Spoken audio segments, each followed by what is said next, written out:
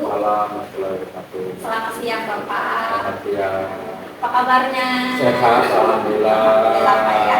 Nandina sehat juga. Alhamdulillah. Maaf nih Pak mengganggu waktu Bapak. Ini ada sedikit materi wawancara yang ingin saya tanyakan ke Bapak perihal pengalaman Bapak dalam mengambil keputusan sebagai pimpinan di SMA Negeri 1 Tobuali. Ya. Oke. Saya mulai pertanyaannya Pak ya. Ya. Oke, baik Pak. Bagaimana Pak selama ini pendapat Bapak dalam mengidentifikasi kasus-kasus yang merupakan dilema etika maupun pendidikan moral? Ya, terima kasih. Yang pertama, khususnya menyangkut tentang siswa. Jadi saya mengidentifikasikannya pertama dari laporan guru mata pelajaran, kemudian dari wali kelas, kemudian dari guru BK.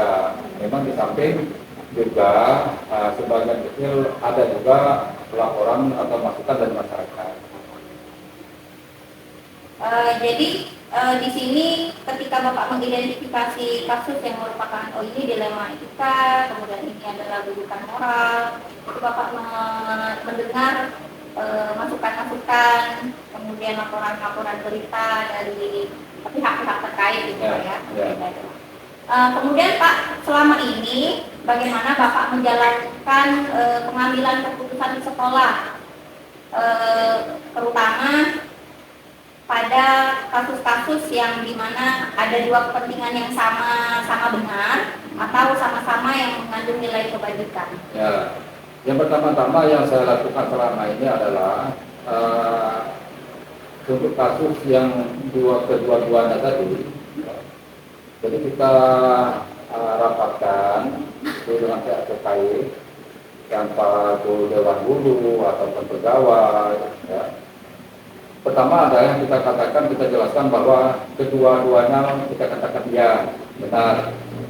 Nah, setelah itu kita cari artinya satu keputusan yang harus kita ambil di antara kedua tadi.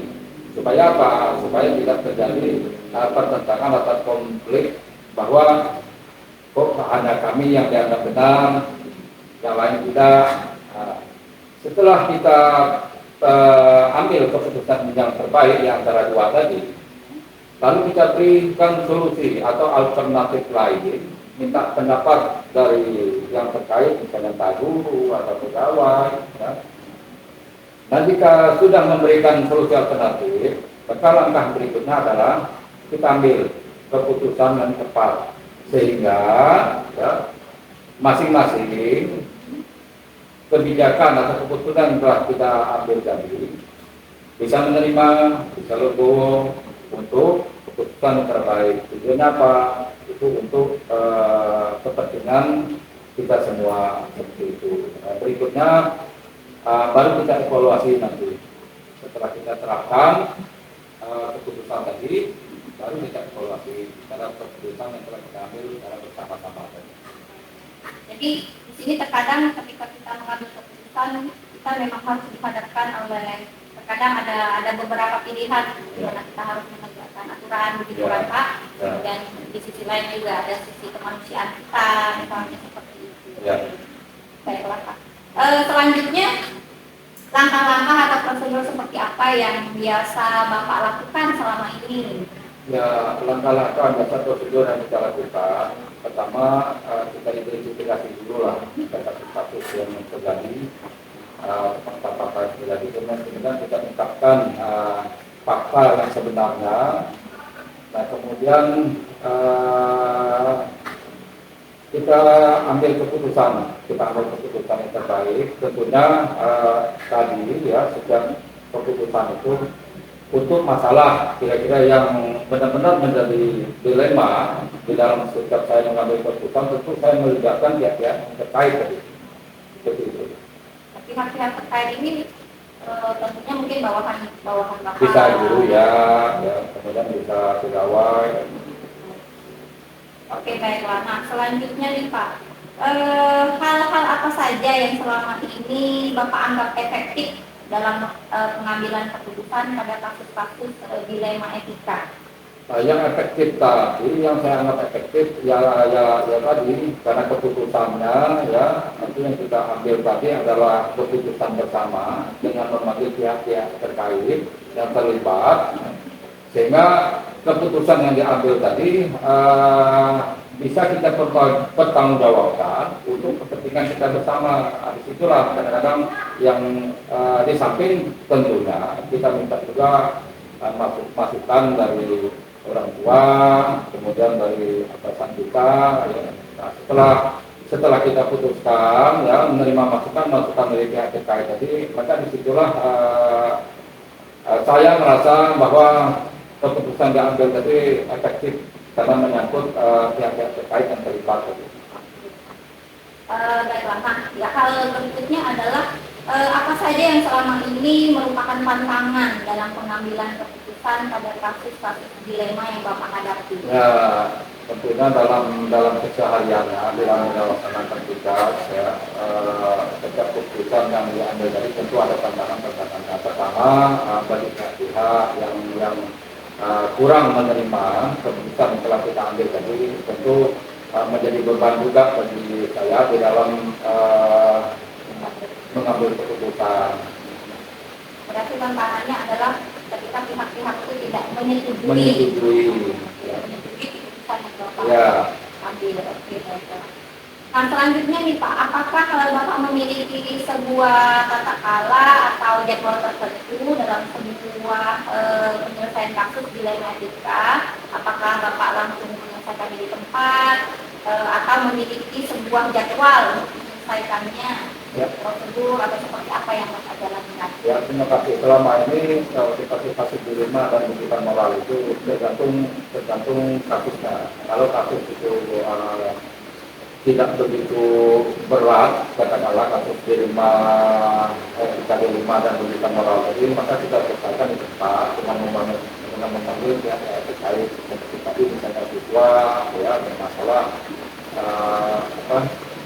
mengalami kasus dilema etika tentang rujukan moral dengan guru, maka kita selesaikan lewat guru tersebut dengan di ruangan BK biasanya kita minta pendapat dari guru BK-nya, guru mapelnya dan wali kelasnya, dan juga memanggil orang tua. Kita selesaikan di situ. Tetapi apabila kasus ini telah menyangkut untuk kepentingan bersama, saya anggap besar kasus ini, maka kita jadwalkan biasanya, kita undang rapat dewan guru ya. Nah, di situ kita selesaikan permasalahannya, kita ambil keputusan yang terbaik seperti itu. Oke, jadi intinya Bapak tetap melibatkan pihak-pihak terkait ya. dalam pengambilan keputusan yang Bapak ambil. Ya. Baik, Bapak. Nah, selanjutnya adakah seseorang atau faktor-faktor apa yang selama ini mempermudah atau membantu Bapak dalam mengambil keputusan dalam kasus-kasus dilema etika tersebut? Ya, ada pertama kita minta pendapat dari guru-guru senior atau guru-guru yang memahami tentang dilema etika dan rujukan moral ini. Di samping kita juga minta pendapat dari orang tua ya, sehingga dan juga atasan kita ya, sehingga apa yang menjadi keputusan itu yang bisa dipertanggungjawabkan. Nah, berikutnya dari semua hal yang telah Bapak sampaikan nih, pembelajaran apa kira-kira yang bisa Bapak petik dari pengalaman Bapak sendiri dalam pengambilan keputusan dilema etika? Ya, terima kasih. Jadi pengalaman yang saya ambil dari pengambilan keputusan dilema etika dan rujukan moral ini, artinya intinya adalah kita bersama-sama dengan pihak-pihak terkait, ya, tidak kita sendiri, tidak saya sendiri, ya. Karena dengan melibat pihak-pihak terkait tadi, tentunya ya mempunyai bagi saya itu memberi kepuasan tersendiri baik di dalam mengambil keputusan maupun mempertanggungjawabkan keputusan yang telah diambil. Baik, Bapak. Nah, ini ada pertanyaan berikutnya nih, Pak. Apa nih rencana ke depan Bapak dalam menjalani pengambilan keputusan yang mengandung unsur-unsur dilema etika?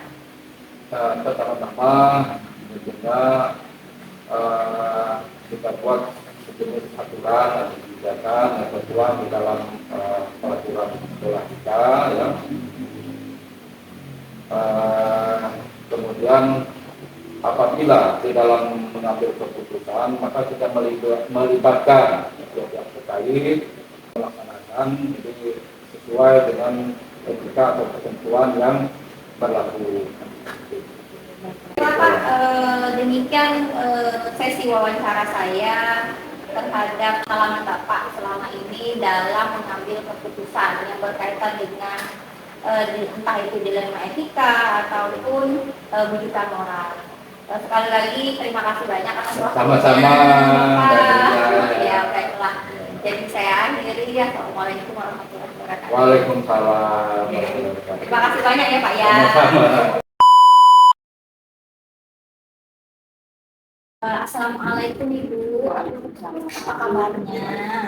Selalu baik, nggak baik kita tinggal dulu. Alhamdulillah, baiklah Bu. Ini mohon maaf Ibu ya sebelumnya mengganggu aktivitas Ibu hari ini. Saya mohon izin ini Bu mengajukan beberapa pertanyaan terkait dengan pengalaman Ibu selama menjadi kepala SMA YPK atau Bu Wali dalam pengambilan beberapa keputusan. Oke, baik Ibu ya, saya izin memulai bertanya ini Bu. Ya, Oke, ini Bu terkait dengan pengalaman Ibu selama ini, bagaimana Ibu dapat mengidentifikasi kasus-kasus yang Ibu temui di sekolah, ini merupakan dilema etika nih, atau ini merupakan bujukan moral nih, bagaimana Ibu? kalau selama ini keputusan itu, misalnya kita kan bisa melihat siswa itu kan dari kita langsung orang baik apakah, terus kan kita ada di untuk memperbaiki keadaan siswa, seandainya bisa diperbaiki. Kalau seandainya tidak bisa diperbaiki, ya kita coba dulu, karena kan siswa itu ada teguran pertama, teguran kedua. Kalau teguran ketiga tidak bisa, tidak kerjasama dengan orang tua, ya nggak boleh buat, kan karena itu kan untuk menyangkut moral anak itu juga. Jadi ketika kasus yang Ibu hadapi selama ini, misalnya di sekolah Ibu, ketika siswanya bermasalah, pernah Ibu memikirkan ketika Ibu membuat keputusan, oh ini nih, kalau saya mengambil keputusan ini nih atas dasar masa depan siswa atau kemanusiaan lainnya atau rasa kemanusiaan lainnya, pernah tidak Ibu seperti itu kira-kira? Sebenarnya pernah sudah, ini kan kita harus memikir masa depan siswa, karena siswa itu kan kalau berhenti saat ini berarti buat apa di masa depan kan? Kalau maka oleh sebab itu kita yang nama sekolah ini, kalau anak itu misalnya masuk dia itu lurus saja, berarti kita kan di mana pertanyaan dulu apabila anak itu tidak salah. Kalau kita bisa memperbaiki anak itu yang dari bermasalah menjadi nurut, nah itu sebuah keberhasilan. Tapi kalau anak-anak misalnya memang udah tadinya udah baik, berarti kita tidak perlu lagi. Nah itulah katakan kami di swasta. Kalau di swasta itu banyak anak-anak yang punya masalah. Banyak anak yang punya masalah. Masalahnya bermacam-macam. Dari mulai SPP, dari mulai tingkah laku, dari mulai segala macam. Nah, kalau misalnya seandainya kalau dari segi SPP, kalau anak itu rajin, ya, anak itu nurut, kita bisa longgar. Berarti itu dari sisi Dari kemanusiaannya. bisa kita longgarkan, yang penting anak itu mau sekolah. Kebanyakan karena SPP ini swasta itu karena banyak banget, lebih dari 40% yang enggak ya. Tapi kita kan lihat keadaan orang tua. Bagaimana keadaan orang tua itu bagaimana kalau memang dia mesti tidak haji. Jadi lah kalau ya. Ada juga kami mengambil orang tua asuh. Mengambil orang tua asuh. Nah kalau anak yang bermasalah ya banyak ada yang bermasalah di namanya juga sekolah swasta kan. Nah, anak bermasalah ini pertama kita ajak dulu pendekatan apa masalah. Biasanya anaknya kalau bermasalah itu bukan dari pribadi, dari keluarga, dari kita dari dulu anaknya. Masalahnya apa ya? Yang bisa dibikin masalah. Itu maksudnya. Kalau misalnya kita anak ini bermasalah, ya kita berangkat dia pertama, kedua, pendekatan dengan orang tua, misalnya sudah kita arahkan, sudah kita akan sholat, kita akan ngaji, kan? Karena di mereka itu kan itu sholat duha. Ya. Jadi kalau itu berjamaah, kadang-kadang susah kita anak-anak sholat itu. Ditutup juga satu-satu. Ada juga disuruh sholat sampai disiram-siram di kepala. Itu apabila memang kalau kita dekat dari segi anak itu belum dapat kita bikin pertama, kedua, ketiga, ya kita berbuat mungkin kita bilang dari orang tua mungkin dia juga di sini kita berbuat kesalahan. Jadi apa namanya mengidentifikasi kasus-kasus yang ibu alami tadi, di sini saya ambil garis besarnya ini banyak lebih ke sisi kemanusiaannya ya. Kemudian karena juga sekolah juga punya aturan, jadi mengacu ke aturan, tetap mengacu ke aturan sekolah. Jangan lupa juga kita kan di samping kepala sekolah kan kita punya banyak staf di bawah. Nah, kita juga ajak staf itu untuk berembuk bagaimana keputusan untuk anak ini. Nah, kalau kata guru sebagian besar itu untuk dipertahankan, ya kita coba kita beri waktu dia.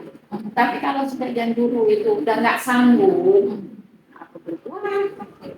Berarti ini yang ibu sampaikan tadi bahwa di sekolah itu kan ibu tetap apa namanya istilahnya mementingkan musyawarah lah gitu kan, bertanya kepada guru agar supaya guru itu nggak disisipkan. Dan walaupun keputusan tertinggi kan ada di kepala sekolah, tapi paling tidak kita kan bisa kerjasama dengan guru, apalagi guru guru agama. Oke, jadi kaitannya ini dengan pertanyaan saya yang kedua tadi sudah ibu jawab. Tadi ibu dalam menjalankan mengambil keputusan di sekolah, gitu kan? Terutama pada kasus di mana ada dua kepentingan tadi, ibu kan, kepentingan kemanusiaan, kemudian ada juga harus menegakkan aturan sekolah. Jadi di sini ibu juga apa namanya dalam mengambil keputusan tersebut istilahnya mengajak staf-staf yang lain gitu, bawahan-bawahan yang lain dalam mengambil keputusan itu kan, bukan? Jangan sampai kita jangan sampai kita membantu mereka. Betul, kita keputusan itu kan ada keputusan bersama. Iya, walaupun akhirnya harus kepala sekolah yang memutus bentuk palu. Iya, betul. Baiklah Bu, nah pertanyaan berikutnya nih Bu. Nah, langkah-langkah atau prosedur seperti apa yang biasa Ibu lakukan selama ini dalam mengambil keputusan tadi? Langkah-langkahnya. Langkah-langkah pertama kita kan sebelum kita mengambil keputusan kita dulu lihat dulu tentang anak itu. Apalagi kalau anak ini misalnya pindahan kan lebih mudah. Berarti survei dulu gitu ya kan? Biasanya kalau kami swasta ini jarang untuk melihat ke belakang. Tingkah dia itu. Yang penting kami terima dulu dengan kondisi apapun dia. Yang penting kita jelaskan dulu ini loh peraturan di sekolah kami seperti ini. Nah, tolong ditanya setelah dibaca, diteliti, baru kita katakan apabila ada poin-poin nanti yang dilanggar, maka kami akan mengambil keputusan sesuai dengan yang ada di dalam itu. Nah, ditulis juga pakai materai. Ada perjanjian. Iya, surat perjanjian. Karena kami swasta itu jarang melihat misal anak ini bermasalah di sekolah ini, kadang-kadang jarang, tapi kadang-kadang ada juga. Tapi yang penting kita ini anak ini mau sekolah, dan anak sekolah itu masa depan. Betul. Masa depan mereka tuh ada di sekolah. Nah begitu juga kalau anak enggak ini apa yang nggak masuk tiba-tiba mau berhenti, jadi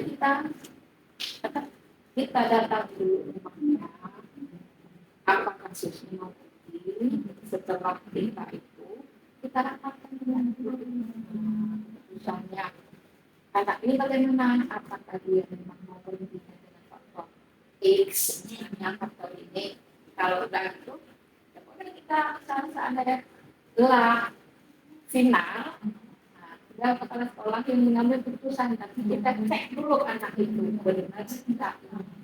Jadi mengambil pendapat dari dari bawah itu tadi. Jangan sampai nanti kata guru ini begini ada ini. Kita rapatkan dulu. Kita komunikasi karena kita ini dalam lingkungan manusia bergerak. Kalau kita seandainya dengan kertas beda. Kalau kita bosan terus buang. Habis sekarang kita dengan apa namanya dengan jiwa manusia mungkin dia bisa berubah. Betul bisa. Jadi kalau misalnya keputusan udah keputusan bersama kita nggak menyesal gitu. Baik Ibu. Nah, pertanyaan selanjutnya, hal-hal apa saja yang selama ini Ibu anggap efektif dalam mengambil keputusan pada kasus-kasus dilema etika yang tadi Ibu paparkan? Nah, biasanya kami pertama dengan anak. Berarti itu sudah sangat efektif ya.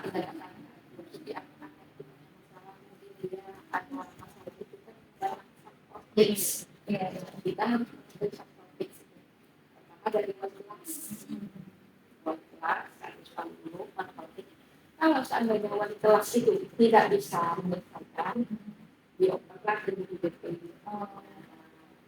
Kalau guru BP tidak bisa ke wakil ke bidang siswa. Kalau tidak bisa ke bidang siswa, kembali ke sekolah. Di situ kita bisa bertemu wali kelas, guru BP, kesiswaan, kepala sekolah kan lingkungan kecil kecil pertemuan istilah meeting lah zaman sekarang. Sekarang kan lagi lepas meeting meeting lah dulu dia yang kecil. Apabila yang kecil ini katanya misalnya banyak, ini kan banyak dari wali kelas ini masukan, dari guru BP ini masukan, dari bidang siswa ini. Nah, berarti kepala sekolah tinggal mengambil yang dari itu. Nah, sekarang kepala sekolah mengadakan pendekatan lagi. Karena kami pernah ada kasus anak kita jadi kita bagi lakukan. Surat perjanjian tadi. Ini loh surat perjanjian tadi masuk. Sekarang kita bikin perjanjian tadi. Nah, apabila dalam keadaan 1 minggu tidak berubah, 1 minggu maksimal 2 bulan. Apabila 2 bulan itu tidak berubah,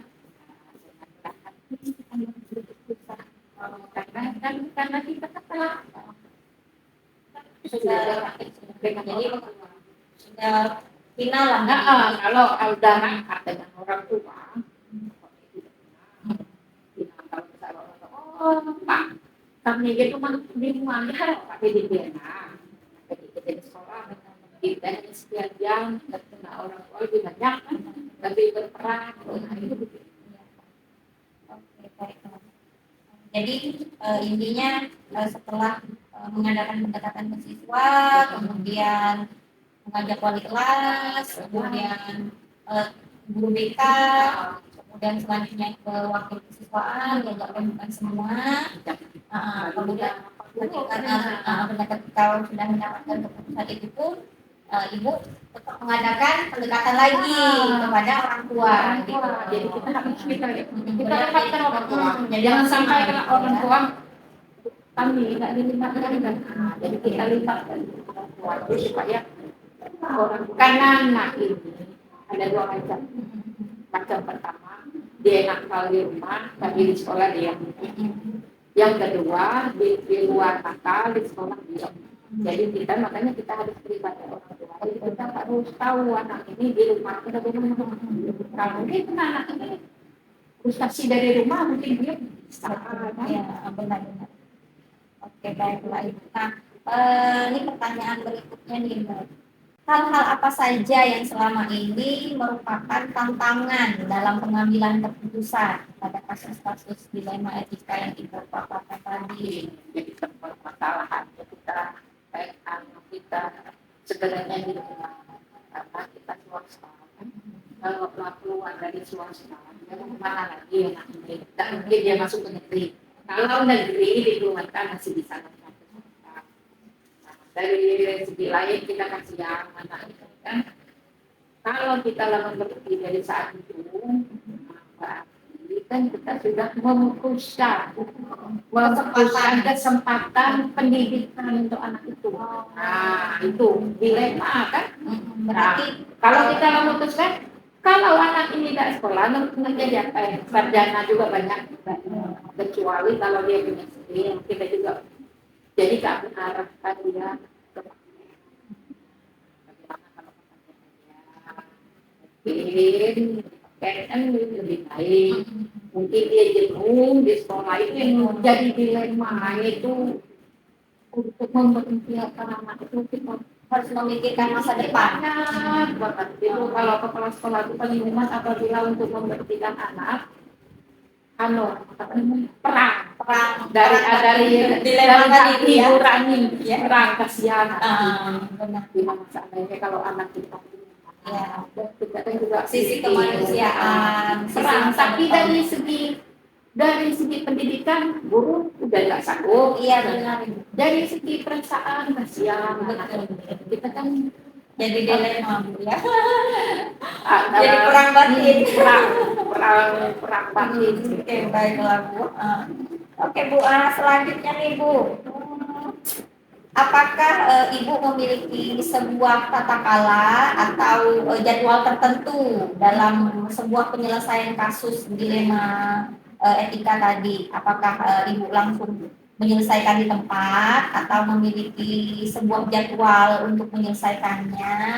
Bentuk atau prosedur seperti apa yang Ibu jalani? Kalau untuk jadwal itu mungkin kan jadwal untuk bimbingan itu kan ada itu. Nah, kalau jadwal itu untuk jadwal khusus nggak ada ya. Tergantung dengan Kondisi ya Bu ya.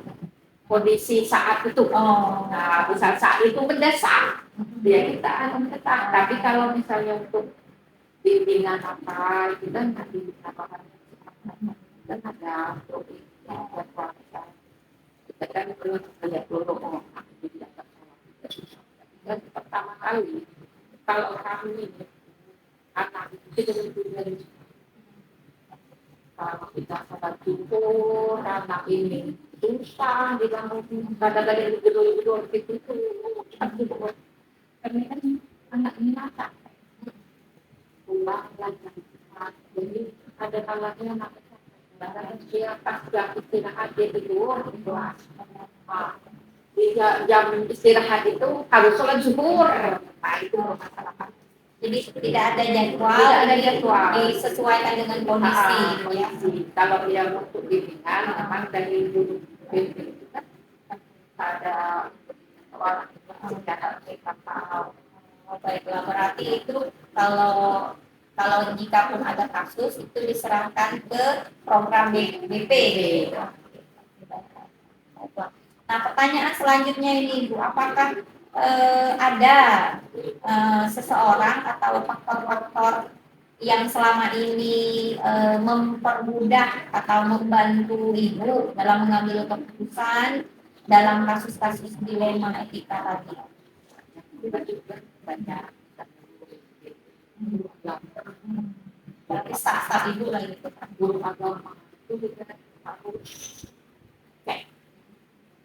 Agama ini diberikan biasanya untuk memimpin kehadiran di kita itu kan sholat Tuhan itu Utamakan gitu. utamakan sholat Tuhan dulu karena kadang-kadang lagi ya Kan kita dulu kita lihat anak ini terus ada kan kita dari anak-anak dengan secara susah. Jadi kita melihat kedekatan saya sama keluarga itu anak ini kadang-kadang sholat main atau tidak sholat susah. Tapi tidak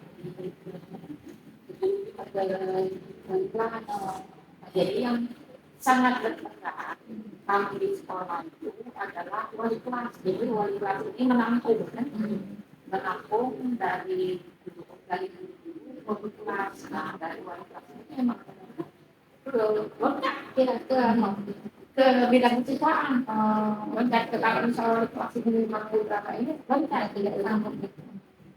Itu yang sangat membantu itu awal kelas itu yang proaktif, harus proaktif yang bertemu langsung dengan siswa dengan siswa. Oke, baik. Nah, selanjutnya nih Bu, yang terakhir nih, dari semua hal yang telah Ibu sampaikan tadi, kira-kira ada tidak pembelajaran yang dapat Ibu ambil dari pengalaman Ibu sendiri dalam mengambil keputusan atau dilema etika ini? Pengalaman yang paling ya, saya kata anak susah karena anak ini di saat kita berhenti kadang-kadang orang pengalaman juga ada pengalaman juga habis itu berhenti dia nunggu guru di jalan itu berat nunggu guru di jalan di hal ke depan tidak terima juga ada juga orang tuanya belum kadang saya kalau anak besar ya tapi kadang-kadang anak itu pengalaman yang banyak masalah ini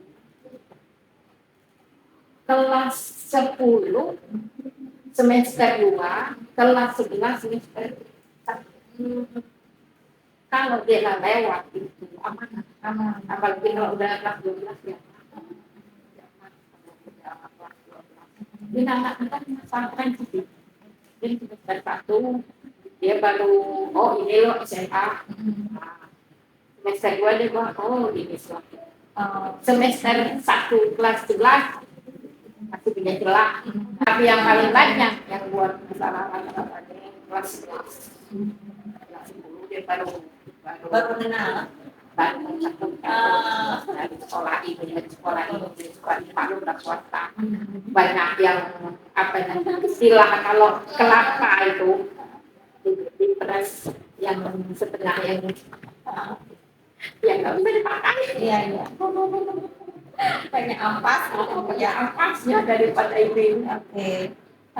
Baiklah Ibu, jadi kurang lebih itulah pertanyaan sesi wawancara saya ke Ibu. Terima kasih sudah memberikan jawaban berdasarkan pengalaman Ibu dan juga akan jadi cerminan saya ke depannya dalam mengambil keputusan dalam menghadapi siswa-siswa nantinya ya. Baiklah, jadi intinya yang saya petik dari wawancara kita hari ini adalah ketika mengambil keputusan Ibu begitu memikirkan sebelum membuat keputusan final itu memang langkah-langkahnya itu harus benar-benar dijalani, kemudian bertanya kepada siapa saja yang bisa membantu Ibu dalam membuat keputusan. Yang dari keputusan itu kita bisa mengajak orang-orang yang yang bisa diajak untuk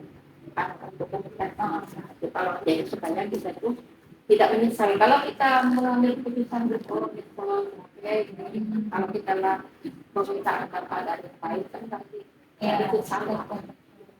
Berarti walaupun keputusan sudah final pun Ibu tetap masih membuka kesempatan gitu untuk agar nantinya tidak menyesal gitu, baik dari segi nyesal enggak dari segi siswanya gitu kan, dari segi ibunya jangan sampai ada penyesalan.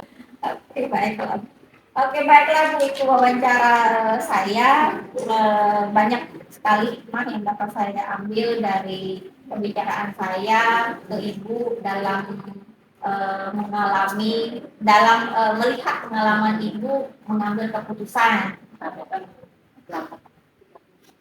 Oh, 31 tahun, seneng sekali ibu berat. Banyak makan asam garam. Benar. Banyak makan asam garam. Lahan sampai manis. Baiklah ibu. Baiklah ibu, jadi demikian ibu sesi pembicaraan kita. Saya ucapkan terima kasih banyak atas waktu yang ibu berikan kepada saya. Amin. Untuk apa namanya? Untuk Menambah pengalaman.